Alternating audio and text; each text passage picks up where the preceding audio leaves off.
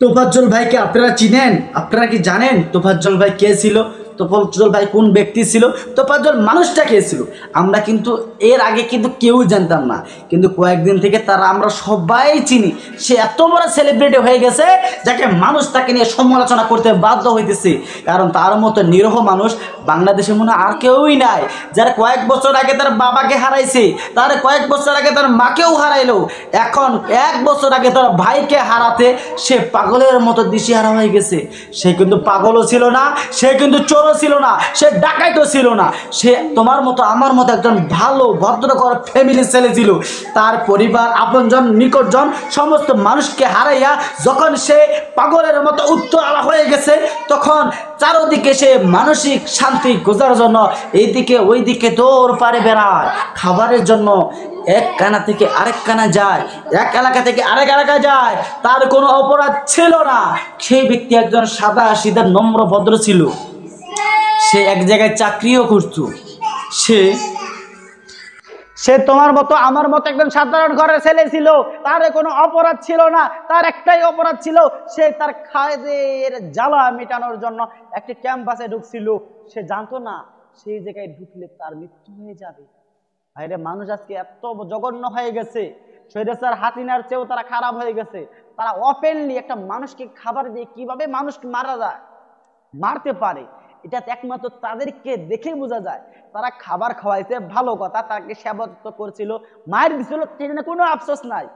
কিন্তু তারা খাবার খাওয়াইলো, ভিডিও করলো, মায়ের দিল, ভিডিও করলো, মুক্তিপণ চাইলো, সেটাও ভিডিও করলো, এবং শেষ পর্যন্ত তাকে যে মেরে ফেললো সেইটারও তারা ভিডিও করলো। কেন? তারা কি চাইছিল যাদের নিজেদেরকে বাহাদুর ভাবার? আল্লাহর কাছে দোয়া করি যেন তাদেরকে উচ্চতম শাস্তি তাদেরকে দুনিয়াতেই দেয়। একটা মানুষ সে নিজেকে বাঁচার জন্য, নিজে খাবার খাওয়ার জন্য সে কিন্তু তাদের কাছে খাবার চাইছিল, বলছিল ভাই আমার ক্ষুধা লাগছে, কিছু খাইতে দে। সেই ব্যক্তি খাওয়ার জন্য তার কাছে কিছু চাইলো, আর তারা খাবার দিল।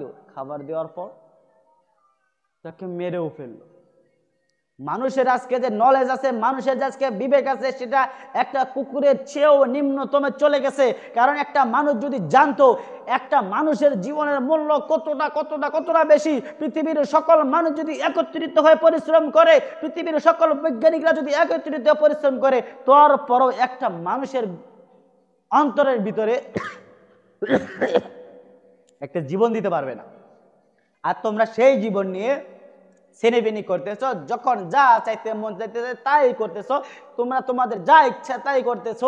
একটা মানুষকে মারতে চাইলে মেরে ফেলতেছ। কেউ ক্ষমতার নেশায় মানুষকে মারতেছে, কেউ রাগ কন্ট্রোল না করতে পারে মানুষকে মারতেছে, কেউ শত্রুতা করে মানুষকে মারতেছে। ভাই রে, মানুষকে মারলা তুমি, তুমি এক মিনিটও ভাবলা না, তুমি কি জানো না একদিন তুমি মরে যাবা? ওই প্রতিপালকের কাছে তখন তুমি কি জবাব দিবা? হয়তো দুনিয়াতে তোমার পাওয়ার আছে, তুমি দেশের মধ্যে ইন্টারন্যাশনাল ভাবে তুমি চলতেছ, তুমি মানুষের বডিগার্ড নিয়ে তুমি চলতেছ, তোমার টাকার পাহাড় আছে, টাকার জোর আছে, সেই যদি মানুষের ওপর জুলুম অত্যাচার যা ইচ্ছা তাই করতেছ, তোমার একটুকু মাত্র বিবেক মাত্র বাধা দেয় না। যখন তুমি মরে যাবা, যখন তুমি কি বাঁচতে পারবা?